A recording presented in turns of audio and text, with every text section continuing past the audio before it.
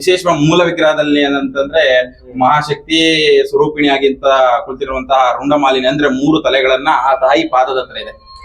ಶಾಂತ ರೂಪ, ಶಾಂತ ರೂಪದಲ್ಲಿ ರುಂಡ ಮುಂಡನೆಲ್ಲ ತೆಗೆದು ಶಾಂತ ರೂಪನಲ್ಲಿ ಬಂದು ಕೂತಿರೋದು ಭಕ್ತರಿಗೆ ಆಶೀರ್ವಾದ ಮಾಡೋದಕ್ಕೆ ಅಂತ ಹೇಳಿ ಒಂದು. ಬೇರೆ ಎಲ್ಲಾ ಕಡೆ ಕಾಳಮ್ಮನ ಕೈಯಲ್ಲಿ ಖಡ್ಗಗಳಿದೆ, ಈ ತಾಯಿ ಕೈಯಲ್ಲಿ ಅಭಯ ಹಸ್ತ ಇದೆ. ಅಂದ್ರೆ ಪಾರ್ವತಿ ಸ್ವರೂಪಳಾಗಿ ಕುಳಿತಿರ್ತಾಳೆ. ಬೇರೆ ಎಲ್ಲೇ ಕಾಳಿಕಾಂಬ ಅಥವಾ ಏನಾದ್ರು ಈ ತರ ಕಾಳಿ ಪೂಜೆ ಅಂತ ಮಾಡ್ತಾ ಇದ್ರೆ ಅಲ್ಲಿ ಬಲಿ ಈ ತರ ಎಲ್ಲ ಇರ್ತದೆ. ಇಲ್ಲಿ ಏನಂತ ಅಂದ್ರೆ ಸಾತ್ವಿಕ ಪೂಜೆ, ಹಾಗೆ ಸೌಮ್ಯ ರೂಪದಲ್ಲಿ ಆ ತಾಯಿನ ಕಾಡ್ತಕ್ಕಂಥದ್ದು ನಾವೆಲ್ಲ.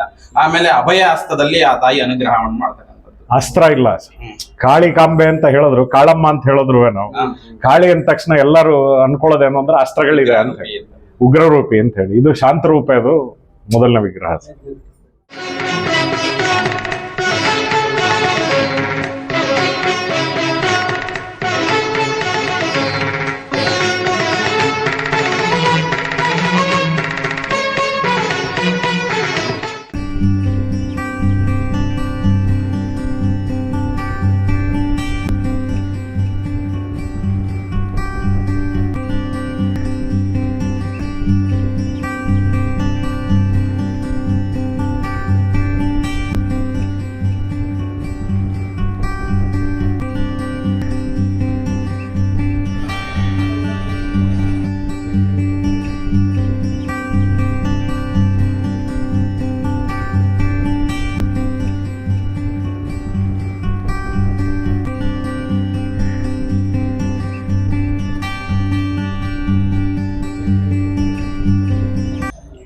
ಸ್ನೇಹಿತರೆ, ನಾನು ಬಹಳ ಚಿಕ್ಕಂದಿನಿಂದ ನೋಡ್ಕೊಂಡ್ ಬಂದಿರತಕ್ಕಂಥ ಕಾಳಿಕಾದೇವಿ ಗುಡಿ KT ಸ್ಟ್ರೀಟ್ ಅಂತ ಮೈಸೂರಿನಲ್ಲಿ ಅತ್ಯಂತ ಸುಪ್ರಸಿದ್ಧವಾದಂಥ ಬೀದಿ.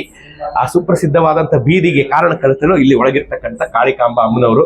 ಇಲ್ಲಿ ನಾವು ನೋಡ್ತಾ ಇರ್ತಕ್ಕಂಥವ್ರು ಇವರು ಈ ಕಾಳಿಕಾಂಬ ದೇವಸ್ಥಾನದ ಆಡಳಿತ ಮಂಡಳಿಯನ್ನ ಬಹಳ ಸುಗಮವಾಗಿ ನಡ್ಸ್ಕೊಂಡು ಹೋಗ್ತಾ ಇರ್ತಕ್ಕಂಥ ಸದಸ್ಯರು, ಅಧ್ಯಕ್ಷರು, ಸೆಕ್ರೆಟರಿಗಳು ಎಲ್ಲರೂ ಇದ್ದಾರೆ. ಇವರು ನಮ್ಮ ಆತ್ಮೀಯ ಸ್ನೇಹಿತರಾದಂಥ ರಾಜಾಮರಾಮರು. ನಾನು ನಿಮಗೆ ಗಾಯತ್ರಿ ಥಿಯೇಟರ್ ವಿಚಾರದಲ್ಲಿ ಆಲ್ರೆಡಿ ಇವ್ರ ಹತ್ರ ಬಹಳ ಸಾಕಷ್ಟು ಮಾತಾಡ್ಸಿದ್ದೀನಿ.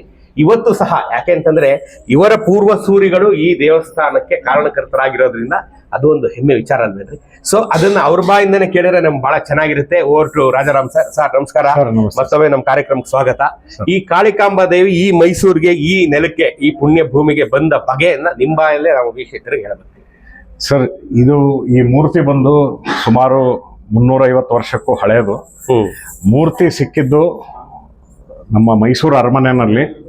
ಏನು ಎಡಭಾಗದಲ್ಲಿ ಈಗ ಪ್ರಾಣಿಗಳನ್ನೆಲ್ಲ ಕಟ್ತಾರೆ, ಅದು ವಾಕಿಂಗ್ ಏರಿಯಾ ಮಹಾರಾಜರದ್ದು. ಅವಾಗ ಅವ್ರಿಗೆ ಕಾಲಿಗೆ ಎಡವಿ ತಗ್ಲದಾಗ ಇದೇನು ತೆಗ್ಸೋದಿಲ್ವ ಅಂತ ಹೇಳಿ ಮಾಡಿದ್ದಕ್ಕೆ ಆದೇಶ ಮಾಡಿದ ಮೇಲೆ ತೆಗೆದು ಭೂಮಿಯಿಂದ ತೆಗಿಯಕ್ಕೆ ಶುರು ಮಾಡಿದಾಗ ವಿಗ್ರಹ ಅಂತ ಹೇಳಿ ಗೊತ್ತಾಗಿ ಅಲ್ಲಿ ಸಿಕ್ಕಿದ ವಿಗ್ರಹ. ಇದು ಕಾಳಿಕಾಂಬಾ ದೇವಿನ ಪೂಜೆ ಮಾಡೋರು ನಾವು ವಿಶ್ವಕರ್ಮ ಜನಾಂಗದವರು ಅಂತ ಹೇಳಿ ಗುರುತಿಸಿ ಅವತ್ತನ್ನು ಮೈಸೂರು ಮಹಾರಾಜರು ಕರೆದು ನಮ್ಮ ಜನಾಂಗದವರಿಗೆ, ರಣಧೀರ ಕಂಠೀರವರು ಕರೆದು ನಮ್ಮ ಜನಾಂಗದವರಿಗೆ ಇದನ್ನ ನೀವು ತಗೊಂಡೋಗಿ ಪೂಜೆ ಮಾಡಿ, ನಿಮ್ಮ ಕುಲದೇವಿ ಇದು ಅಂತ ಹೇಳಿ ನಮ್ಮ ಜನಾಂಗದವ್ರಿಗೆ ಕೊಟ್ಟು, ಮತ್ತೆ ದೇವರೇನೋ ಕೊಟ್ರಿ, ದೇವಸ್ಥಾನ ಕಟ್ಟೋದಕ್ಕೆ ಜಾಗ ಇಲ್ಲಿ ಅಂತ ಹೇಳಿದಾಗ ಇವತ್ತೇನು ಕಾಳಿಕಾಂಬ ದೇವಸ್ಥಾನ ನೋಡ್ತಾ ಇದ್ದೀರಾ, ಈ ಜಾಗನೂ ಕೂಡ ಅವರೇ ದೇವಸ್ಥಾನ ಕಟ್ಟಿ ಅಂತ ಹೇಳಿ ಕೊಟ್ಟು ಇಲ್ಲಿ ಸ್ಥಾಪನೆ ಆಗಿರುವಂತ ದೇವಿ ಸರ್.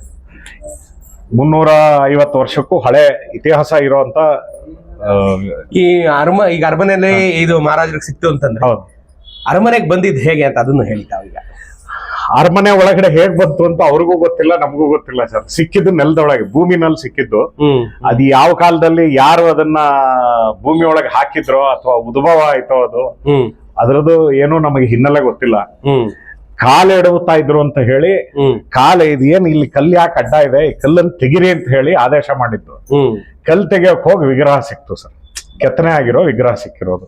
ಅದು ದೇವಿ ಮಹಿಮೆನ ಅಥವಾ ಬೇರೆಯವರು ಹೂತಿಟ್ಟಿದ್ದ, ಅದು ದೇವಿಗೆ ಗೊತ್ತು ಸರ್.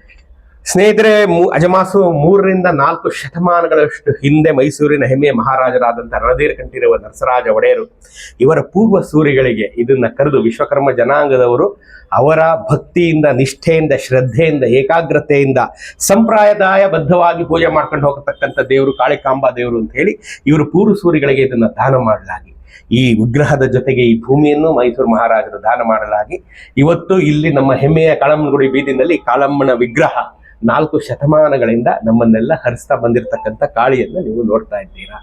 ಇವಳನ್ನ ಇಲ್ಲಿನ ಭಕ್ತರು ಅನುಕೂಲ ದೇವತೆ ಅಂತ ಕರೀತಾರೆ. ನೀವು ಎಂಥದ್ದೇ ಕಷ್ಟ, ಎಂಥದ್ದೇ ಸಮಸ್ಯೆ, ಎಂಥದ್ದೇ ಗಂಡಾಂತರಕ್ಕೆ ಸಿಕ್ಕಾಕೊಂಡಿದ್ರಿ, ಬಂದು ಕಾಳಿಕಾಮ್ಮನ ಮುಂದೆ ನೀವು ಅಮ್ಮ ಅಂತ ನಿಂತ್ಕೊಂಡ್ರೆ ಪರಿಹಾರ ಮಾಡತಕ್ಕಂಥ ದೇವತೆಗಳು.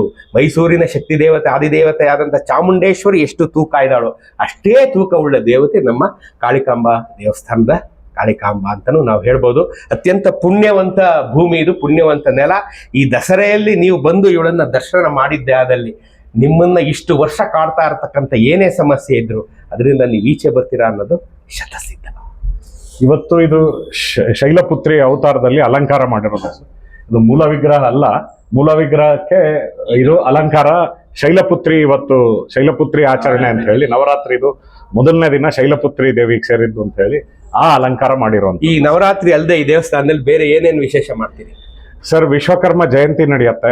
ನಮ್ಮ ನವರಾತ್ರಿ ಆದ್ಮೇಲೆ ಬಿಟ್ಟು ಇನ್ನು ಕಾರ್ತಿಕ ಮಾಸದಲ್ಲಿ ಹಿಂದ್ಗಡೆ ನಿಮ್ಮ ವಿಭಾಗದಲ್ಲಿ ಸಿದ್ದಪ್ಪಾಜಿ ದೇವರಿದ್ದಾರೆ.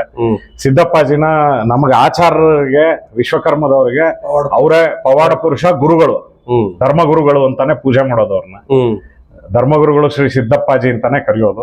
ಆ ದೇವ್ರದ್ದು ಈ ಕಾರ್ತಿಕ್ ಮಾಸದಲ್ಲಿ ಸೋಮವಾರದಲ್ಲಿ ಶುರುವಾಗತ್ತೆ.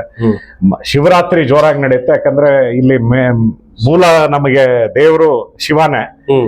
ನಮ್ಮ ಆಚಾರ ಇದರಲ್ಲಿ ಹೋದಾಗ ಮೊದಲನೇ ಆಚಾರಿ ಯಾರು ಅಂದ್ರೆ ಶಿವ ಅಂತಾನೆ ಹೇಳ್ಬೋದು. ಕಬ್ಬಣದ ಕೆಲಸ ಮಾಡಿದವರು, ಕೆತ್ತನೆ ಕೆಲಸ ಮಾಡಿದವರು ಫಸ್ಟ್ ಶಿವನೇ. ವಿಶ್ವಕರ್ಮ ಬಿಟ್ರೆ, ವಿಶ್ವಕರ್ಮ ಭಗವಾನ್ ಬಿಟ್ರೆ ನಮ್ಮ ಇದಕ್ಕೆ ಆಚಾರ ಕಸಬನ್ನ ಶುರು ಮಾಡಿದವರು ಶಿವ ಅಂತಾನೆ ನಮ್ಮ ಇದಿರೋದು.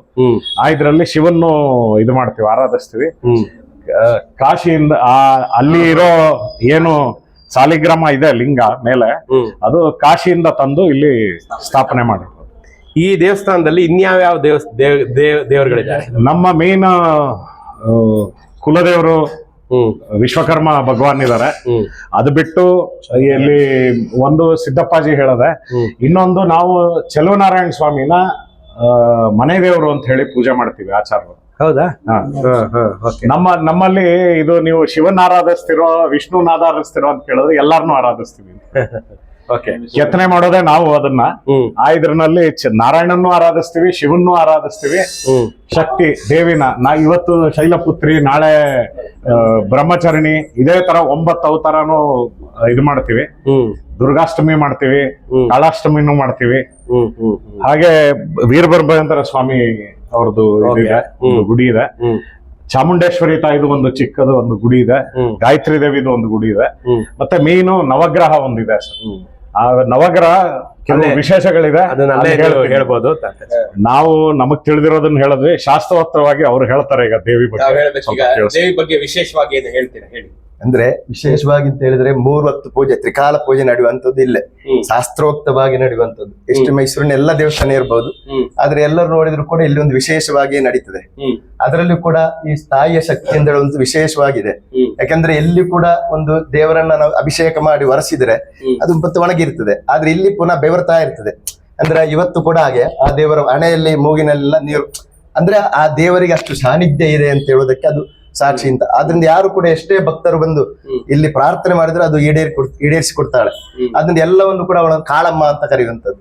ಕಾಳಿಕಾಂಬೆ ಎದುರು ಕೂಡ ನಮ್ಮ ಅಮ್ಮ ಕಾಳಮ್ಮ ಅಂತ ಕರೆಯುವಂಥದ್ದು. ಹಾಗೆ ಆ ಮಹಾತಾಯಿ ವಿಶೇಷವಾಗಿ ಫಲವನ್ನು ಕೊಡುವಂತವಳು.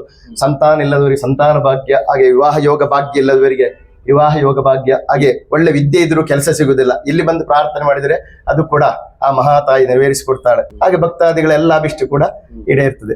ಇಲ್ಲಿ ಕೂಡ ಪ್ರತಿ ಎಲ್ಲ ದೇವಸ್ಥಾನದಲ್ಲಿ ವರ್ಷಕ್ಕೊಮ್ಮೆ ಒಂದು ಉತ್ಸವ ಇರಬಹುದು. ಇಲ್ಲಿ ಅಲ್ಲಿ ತಿಂಗಳಿಗೊಂದು, ಪ್ರತಿ ತಿಂಗಳು ಕೂಡ ಉತ್ಸವ ಇರ್ತದೆ. ಯಾಕಂದ್ರೆ ವರ್ಷದಲ್ಲಿ 366 ದಿನಗಳಲ್ಲಿ ಪ್ರತಿಯೊಂದು ದಿವಸದಲ್ಲೂ ಕೂಡ ಉತ್ಸವಗಳಿದೆ. ಅದರಲ್ಲಿ ಪ್ರಸಾದ ವಿನಿಯೋಗ ಅದೆಲ್ಲ ನಡೀತಾ ಇರ್ತದೆ ವಿಜೃಂಭಣೆಯಿಂದ. ಕೆಲವೆಲ್ಲ ದೇವಸ್ಥಾನದಲ್ಲಿ ವರ್ಷಕ್ಕೊಮ್ಮೆ ಅಲ್ಲಿ ಹೀಗಾಗಿ ಇಲ್ಲಿ ಪ್ರತಿ ತಿಂಗಳಲ್ಲಿ ಪ್ರತಿ ದಿವಸವೇ ಇರ್ತದೆ. 90 ಸೇವಾರ್ಧರು 90 ದಿನ ವಿಶೇಷ ಪೂಜೆ, ಅದರಲ್ಲಿ 12 ದಿನ ಅನ್ನ ಸಂತರ್ಪಣೆ, 19 ದಿನ ಪ್ರಾಕಾರೋತ್ಸವಗಳು ನಡೀತದೆ ಇಲ್ಲಿ ಒಳಗಡೆ. 4 ಹೊರಗಡೆ ನಮ್ಮ 4 ರಾಜಬೀದಿ ಉತ್ಸವಗಳು ನಡೆಯುತ್ತೆ ಸರ್ ವರ್ಷದಲ್ಲಿ. ಮುಂಚೆ ಇಲ್ಲಿ ಮಹಾರಾಜರು ಈ ದೇವಸ್ಥಾನಕ್ಕೆ ಬಂದು ಹೋಗ್ತಾ ಇದ್ರು. ಹೌದಾ? ಬಂದು ಪೂಜೆಗೆ ಮಹಾರಾಜ ಯಾವ್ದಾದ್ರು ಒಂದು ಗಿರಿಜಾ ಕಲ್ಯಾಣ ಮಹೋತ್ಸವ ಅಂತ ಹೇಳಿ ಒಂದು ತುಂಬಾ ಅದ್ದೂರಿಯಾಗಿ ಮಾಡ್ತೀವಿ ಸರ್. ನಂಜನಗೂಡು ಚಾಮುಂಡಿ ಬೆಟ್ಟ ಬಿಟ್ರೆ ಇಲ್ಲಿಗೆ ಪ್ರಸಿದ್ಧವಾಗಿ ತುಂಬಾ ವಿಶೇಷವಾಗಿ ವಿಭಿನ್ನವಾಗಿ ಮಾಡತಕ್ಕಂತ ಪೂಜೆ. ಅಂದ್ರೆ ಅದೊಂದು ವಾರ ನಡೀತದೆ ಗಿರಿಜಾ ಕಲ್ಯಾಣ ಅಂತಂದ್ರೆ. ಗಿರಿಜಾ ಕಲ್ಯಾಣ ಅಂದ್ರೆ ಏನಪ್ಪಾ ಅಂದ್ರೆ ಚಂದ್ರಶೇಖರ್ ಅಂದ್ರೆ ಕಮಡೇಶ್ವರ ಮತ್ತೆ ಕಾಳಿಕಾಂಬ ವಿಶೇಷವಾದಂತ ರೀತಿಯಲ್ಲಿ ಕಲ್ಯಾಣೋತ್ಸವ ಮಾಡ್ತಾರೆ. ಇವತ್ತೊಂದು ಕತೆ ಹೇಳ್ತಿದ್ರು ಪುರಾಣದಲ್ಲಿ, ಅಂದ್ರೆ ರಾಜರು ಇಲ್ಲಿ ವಿಶ್ವಕರ್ಮರಿಗೆ ಅಂದ್ರೆ ಅಲ್ಲಿ ಅರಮನೆಯಲ್ಲಿ ಸಿಕ್ಕಿದಾಗ ಅರಮನೆ ಕೆಲಸಕ್ಕೆ ವಿಶ್ವಕರ್ಮರು ಬಂದಿದ್ರಂತೆ. ಅವರಿಗೆ ಅವರ ಆರಾಧನೆ ಶಕ್ತಿ ಕಾಳಿಕಾಂಬೆ, ಹಾಗೆ ಅವಳನ್ನ ಆರಾಧನೆ ಮಾಡ್ಲಿಕ್ಕೆ ಕ್ಷೇತ್ರವನ್ನು ರಾಜರೇ ಕಟ್ಟಿಕೊಟ್ಟದ್ದು ಅಂತ ಕೂಡ ಹೇಳ್ತಿದ್ರು. ಹಾಗೆ ರಾಜರು ಕೂಡ ಬಂದು ಸೇವೆ ಮಾಡ್ತಿದ್ರು ಅಂತ ವಿಶೇಷ ಮೂಲ ವಿಗ್ರಹದಲ್ಲಿ ಏನಂತಂದ್ರೆ ಮಹಾಶಕ್ತಿ ಸ್ವರೂಪಿಣಿಯಾಗಿಂತ ಕುಳಿತಿರುವಂತಹ ರುಂಡಮಾಲಿನಿ ಅಂದ್ರೆ 3 ತಲೆಗಳನ್ನ ಆ ತಾಯಿ ಪಾದದ ಹತ್ರ ಇದೆ. ಶಾಂತ ರೂಪೆ, ಶಾಂತ ರೂಪದಲ್ಲಿ ರುಂಡ ಮುಂಡನೆಲ್ಲ ತೆಗೆದು ಶಾಂತ ರೂಪನಲ್ಲಿ ಬಂದು ಕೂತಿರೋದು ಭಕ್ತರಿಗೆ ಆಶೀರ್ವಾದ ಮಾಡೋದಕ್ಕೆ ಅಂತ ಹೇಳಿ ಒಂದು. ಬೇರೆ ಎಲ್ಲಾ ಕಡೆ ಕಾಳಮ್ಮನ ಕೈಯಲ್ಲಿ ಖಡ್ಗಗಳಿದೆ, ಈ ತಾಯಿ ಕೈಯಲ್ಲಿ ಅಭಯ ಹಸ್ತ ಇದೆ. ಅಂದ್ರೆ ಪಾರ್ವತಿ ಸ್ವರೂಪಳಾಗಿ ಕುಳಿತಿರ್ತಾಳೆ. ಬೇರೆ ಎಲ್ಲೇ ಕಾಳಿಕಾಂಬ ಅಥವಾ ಏನಾದ್ರು ಈ ತರ ಕಾಳಿ ಪೂಜೆ ಅಂತ ಮಾಡ್ತಾ ಇದ್ರೆ ಅಲ್ಲಿ ಬಲಿ ಈ ತರ ಎಲ್ಲ ಇರ್ತದೆ. ಇಲ್ಲೇನಂತ ಅಂದ್ರೆ ಸಾತ್ವಿಕ ಪೂಜೆ, ಹಾಗೆ ಸೌಮ್ಯ ರೂಪದಲ್ಲಿ ಆ ತಾಯಿನ ಕಾಡ್ತಕ್ಕಂಥದ್ದು ನಾವೆಲ್ಲ. ಆಮೇಲೆ ಅಭಯ ಹಸ್ತದಲ್ಲಿ ಆ ತಾಯಿ ಅನುಗ್ರಹವನ್ನು ಮಾಡ್ತಕ್ಕಂಥದ್ದು. ಅಸ್ತ್ರ ಇಲ್ಲ, ಕಾಳಿಕಾಂಬೆ ಅಂತ ಹೇಳಿದ್ರು, ಕಾಳಮ್ಮ ಅಂತ ಹೇಳಿದ್ರು ನಾವು. ಕಾಳಿ ಅಂದ ತಕ್ಷಣ ಎಲ್ಲರೂ ಅನ್ಕೊಳ್ಳೋದೇನು ಅಂದ್ರೆ ಅಸ್ತ್ರಗಳಿದೆ ಅಂತ ಹೇಳಿ, ಉಗ್ರರೂಪಿ ಅಂತ ಹೇಳಿ. ಇದು ಶಾಂತರೂಪ, ಇದು ಮೊದಲನೇ ವಿಗ್ರಹ. ಹಳೆ ಮೈಸೂರು ಅಂತ ಏನು ಪ್ರಸಿದ್ಧ ಇತ್ತು, ಆ ಇದ್ರಲ್ಲಿ ನಮ್ಮ ವಿಶ್ವಕರ್ಮ ಜನಾಂಗದವರು ಎಲ್ಲಾರು ಬಂದು ಇವತ್ತಿಗೂ ಲಗ್ನ ಅಂತ ಹೇಳಿ ಏನು ಇವತ್ತಿಗೂ ಬರ್ತಾರೆ. ಲಗ್ನ ಅಂತ ಹೇಳಿ ಏನು ಮೊದಲು ಕಟ್ಸ್ಲಿಕ್ಕೆ ಬರ್ತಾರೆ, ಅಥವಾ ಮೊದಲನ ಲಗ್ನ ಪತ್ರಿಕೆಯನ್ನು ಕೊಡಲಿಕ್ಕೆ ಬರೋದು ಇದೇ ದೇವಸ್ಥಾನದಲ್ಲಿ ಕಾಳಮ್ಮನಿಗೆ ಕೊಡ್ಲಿಕ್ಕೆ ಅರ್ಪಿಸೋದಕ್ಕೆ ಬರ್ತಾರೆ. ಅಂದ್ರೆ ಈ ವಿವಾಹ ಸಂದರ್ಭದಲ್ಲಿ ಯಾವುದೇ ವಿಘ್ನಗಳು ಬರಬಾರ್ದು, ಆ ಮದ್ವೆ ನಿರ್ವಿಘ್ನ ರೀತಿಯಲ್ಲಿ ನಡಿಬೇಕು ಅಂತ ಅನ್ಬಿಟ್ಟು ಆ ತಾಯಿ ಅನುಗ್ರಹ ಪಡ್ಕೊಳ್ಳಲಿಕ್ಕೆ ಏನು ಆ ದಂಪತಿಗಳ ಹೆಸರಲ್ಲಿ ಪತ್ರಿಕೆ ಅನ್ನೋದು ಒಂದು ಪ್ರಿಂಟ್ ಆಗಿರ್ತದೆ. ಅದಕ್ಕೆ ಮುಂಚೆನೆ ಆ ಪತ್ರಿಕೆಯನ್ನ ಇಲ್ಲಿ ಬರವಣಿಗೆ ರೂಪದಲ್ಲಿ ಬರೆಸಿ ಆ ತಾಯಿಗೆ ಆ ಪತ್ರವನ್ನ ಸಲ್ಲಿಸಿ ವಿಶೇಷವಾಗಿ ಆ ತಾಯಿ ಅನುಗ್ರಹ ಪಡ್ಕೊಂಡು ಆಮೇಲೆ ಮುಂದೆ ಮಾಡತಕ್ಕಂತ ಯಾವುದೇ ವಿಘ್ನಗಳು ಬರಬಾರ್ದು ಅಂತ ಆ ತಾಯಿ ಮುಂದುವರೆಸ್ಕೊಂಡು ಮುಂದುವರಿಸತಕ್ಕಂಥದ್ದು ಇಲ್ಲಿ ನಡೀತಾ ಇದೆ. ಅದು ವಿಶ್ವಕರ್ಮ ಜನಾಂಗಗಳು ಹೈಯೆಸ್ಟ್ ಬರ್ತಾರೆ. ಆ ಇತರೆ ಜನಗಳು ಆ ಪತ್ರಿಕೆ ಪೂಜೆಗಳಿಗೆ ಕೆಲವರು ಬರ್ತಾರೆ. ಅದು ತುಂಬಾ ವರ್ಷಗಳಿಂದ ಈ ಕಾರ್ಯ ನಡ್ಕೊಂಡು ಬಂದಿದೆ. ಅದೇ ಇವರು ಹೇಳಿದ್ರಲ್ಲ ಸರ್, ಪುರೋಹಿತರು ಶಕ್ತಿ ಇದೆ ಅನ್ನೋದಕ್ಕೆ ಸಾಕ್ಷಿ ತಾಯಿ ಬೆವರುತ್ತಾರೆ. ಹಣೆ ಬೆವರುತ್ತೆ, ಮೂಗು ಮೇಲೆ ಬೆವರು ಬರುತ್ತೆ, ಅದು ಶಕ್ತಿ ಇದೆ ಅನ್ನೋದಕ್ಕೆ. ಇದು ಹಳೆ ವಿಗ್ರಹನ ಇದ್ದಿದ್ದನ್ನ ತೆಗೆದು ಪುನರ್ ಸ್ಥಾಪನೆ ಮಾಡಿರೋದು. ಇದು ಜೀರ್ಣೋದ್ಧಾರ ಆಗಿದೆ 2014ರಲ್ಲಿ ಕಂಪ್ಲೀಟ್ ಜೀರ್ಣೋದ್ಧಾರ ಆಗಿದ್ರು ವಿಗ್ರಹದ್ರಲ್ಲಿ ದೇವಿ ಇನ್ನೂ ಬಿಟ್ಟು ಹೋಗಿಲ್ಲ, ನನ್ ಶಕ್ತಿ ಇಲ್ಲೇ ಇದೆ ಅನ್ನೋದಕ್ಕೆ ಸಾಕ್ಷಿ ನಮಗೆ ಅದು ಹಣೆ ಮೇಲೆ ಬೆವರು ಬರೋದು.